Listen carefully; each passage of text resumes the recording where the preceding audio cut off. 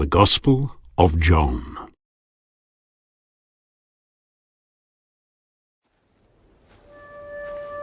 Early on Sunday morning, while it was still dark, Mary Magdalene came to the tomb and found that the stone had been rolled away from the entrance. She ran and found Simon Peter and the other disciple, the one whom Jesus loved.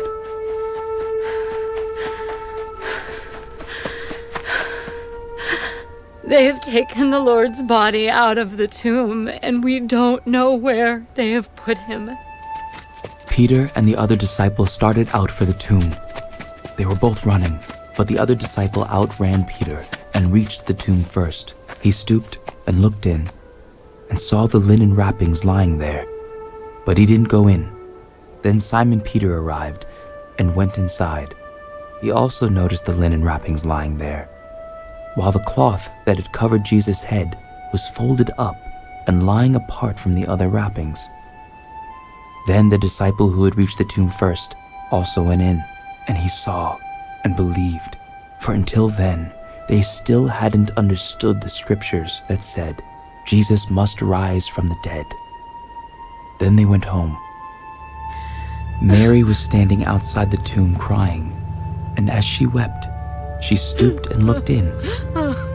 She saw two white-robed angels, one sitting at the head and the other at the foot of the place where the body of Jesus had been lying. Dear woman, why are you crying? Because they have taken away my Lord, and I don't know where they have put him. She turned to leave and saw someone standing there. It was Jesus, but she didn't recognize him. Dear woman, why are you crying? Who are you looking for? She thought he was the gardener. Sir, if you have taken him away, tell me where you have put him, and I will go and get him. Mary. She turned to him. Rabboni. Rabboni is Hebrew for teacher. Don't cling to me, for I haven't yet ascended to the Father. But go find my brothers and tell them, I am ascending to my Father and your Father, to my God and your God.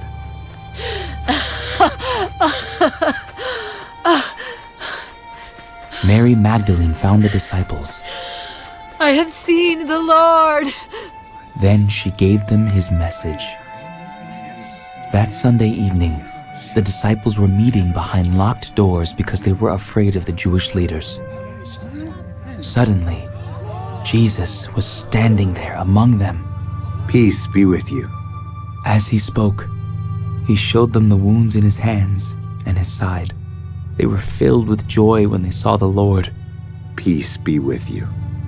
As the Father has sent me, so I am sending you. Then he breathed on them. Receive the Holy Spirit. If you forgive anyone's sins, they are forgiven.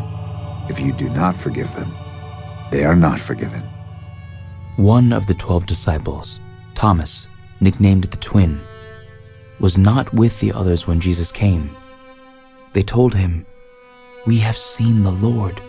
I won't believe it unless I see the nail wounds in his hands, put my fingers into them, and place my hand into the wound in his side.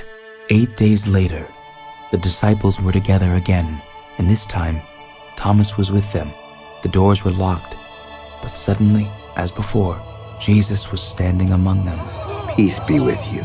Then he said to Thomas, Put your finger here and look at my hands. Put your hand into the wound in my side. Don't be faithless any longer. Believe. My Lord and my God. You believe because you have seen me.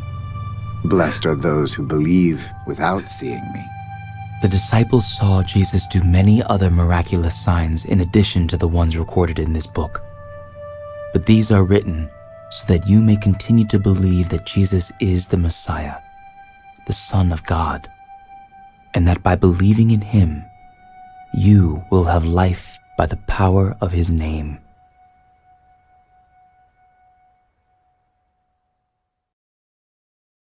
Later, Jesus appeared again to the disciples beside the Sea of Galilee. This is how it happened.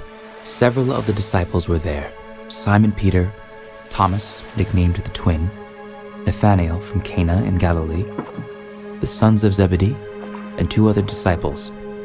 Simon Peter said, I'm going fishing. Let's go. We'll come too. So they went out in the boat. But they caught nothing all night. At dawn, Jesus was standing on the beach, but the disciples couldn't see who he was. Fellows, have you caught any fish? No. Throw out your net on the right-hand side of the boat, and you'll get some. So they did, and they couldn't haul in the net because there were so many fish in it. Then the disciple Jesus loved said to Peter, "It's the Lord." When Simon Peter heard that it was the Lord, he put on his tunic, for he had stripped for work, jumped into the water, and headed to the shore.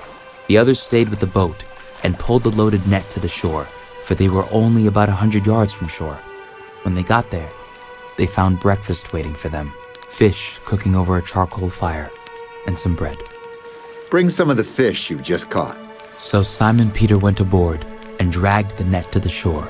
There were 153 large fish, and yet the net hadn't torn. Now come and have some breakfast. None of the disciples dared to ask him, "Who are you?" They knew it was the Lord. Then Jesus served them the bread and the fish. This was the 3rd time Jesus had appeared to his disciples since he had been raised from the dead. After breakfast, Jesus asked Simon Peter, Simon, son of John, do you love me more than these? Yes, Lord. You know I love you. Then feed my lambs. Simon, son of John, do you love me? Yes, Lord. You know I love you. Then take care of my sheep. Simon, son of John, do you love me? Peter was hurt that Jesus asked the question a 3rd time. Lord, you know everything. You know that I love you. Then feed my sheep. I tell you the truth. When you were young, you were able to do as you liked. You dressed yourself and went wherever you wanted to go. But when you are old, you will stretch out your hands, and others will dress you and take you where you don't want to go. Jesus said this to let him know by what kind of death he would glorify God. Then Jesus told him, Follow me. Peter turned around and saw behind them the disciple Jesus loved, the one who had leaned over to Jesus during supper and asked, "Lord, who will betray you?" What about him, Lord? If I want him to remain alive until I return, what is that to you? As for you, follow me.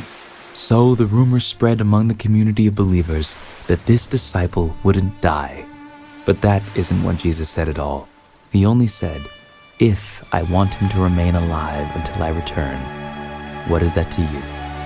This disciple is the one who testifies to these events and has recorded them here, and we know that his account of these things is accurate. Jesus also did many other things. If they were all written down, I suppose the whole world could not contain the books that would be written.